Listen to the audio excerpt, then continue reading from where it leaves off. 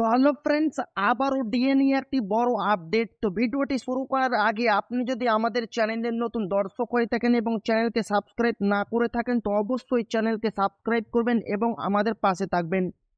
তো ভিডিওটি শুরু করা যাক। তো প্রথমে দেখেন, বেতন বৃদ্ধি হতে চলেছে রাজ্য সরকারি কর্মীদের একাংশের।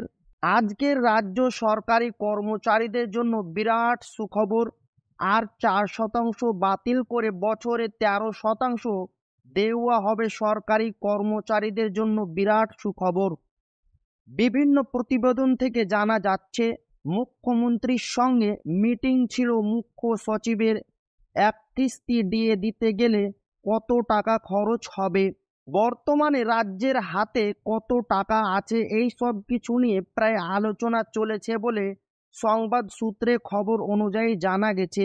প্রতিবেদন থেকে বলা হচ্ছে, সপ্তম বেতন কমিশনের পরে কেন্দ্রীয় ডিএর পরিমাণ প্রায় 46%। অপরদিকে রাজ্য অষ্টম বেতন কমিশনের রাজ্য সরকারি কর্মচারীরা ডিএ পান 6%।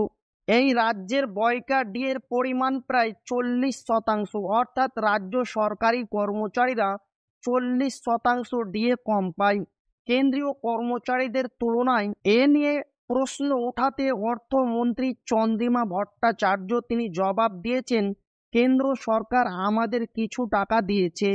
অর্থমন্ত্রী চন্দ্রিমা ভট্টাচার্য বলেন, ডিএর বিষয়টি আমরা দেখছি। নবান্ন থেকে নতুন নোটিশ জারি করা হবে জানুয়ারিতে। সুপ্রিম কোর্টে পর্যবেক্ষণের আশার আলো দেখছেন সরকারি কর্মীরা। বলা হচ্ছে 2010 সাল থেকে বছরে 2বার করে ঢুকত ব্যাংক অ্যাকাউন্টে, তবে বিগত 2012 থেকে বর্ধিত হারে ডিএ পাচ্ছেন না কর্মীরা। মামলা গড়িয়েছে সুপ্রিম কোর্টে এবং সে মামলার শুনানি কয়েকদিনের মধ্যে হবে। আগে হাইকোর্টে রায় দিয়েছিল 3 মাসের মধ্যে সমস্ত বকেয়া মিটিয়ে দিতে হবে। ডিএ দিতে বলা হয়েছে রাজ্য সরকারকে। বলা হচ্ছে, আপাতত কেন্দ্রীয় সরকারি কর্মচারীদের সপ্তম বেতন আওতায় ডিএ বা মহার্ঘ ভাতা পান, সেখানে পশ্চিমবঙ্গ সপ্তম বেতন কার্যকর হয়নি। উঠছে 2000 সাল থেকে ডিএ মামলা দায়ের হয়েছিল রাজ্য সরকারি পরিষদের তরফে। বলা হচ্ছে, এরপর থেকে মামলা স্টেট অ্যাডমিনিস্ট্রেটিভ ট্রাইব্যুনালে যায়, সেখান থেকে মামলাটি যায় হাইকোর্টে এবং সেই মামলাটি বর্তমানে গিয়েছে সুপ্রিম কোর্টে। বলা হচ্ছে, সরকারি কর্মচারীদের হিসেব মতো পশ্চিমবঙ্গ বেতন কমিশন এবং ষষ্ঠ বেতন কমিশনে মিলিয়ে প্রায় 45% বকেয়া ডিএ বাকি রয়েছে রাজ্য সরকারি কর্মচারীদের।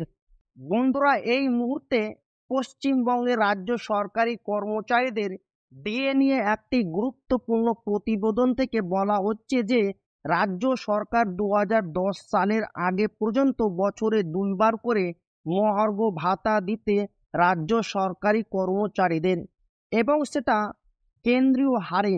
2010 সালের পর তারা কন্টিনিউ করছে না। তো ভিডিওটি ভালো লাগলে অবশ্যই আপনার বন্ধুদের শেয়ার করবেন যাতে তাদেরও উপকার হয়। আর আপনি যদি এখনো আমাদের চ্যানেলকে সাবস্ক্রাইব না করে থাকেন তো অবশ্যই চ্যানেলকে সাবস্ক্রাইব করবেন। তো আবারও দেখা হবে একটি নতুন ভিডিওতে।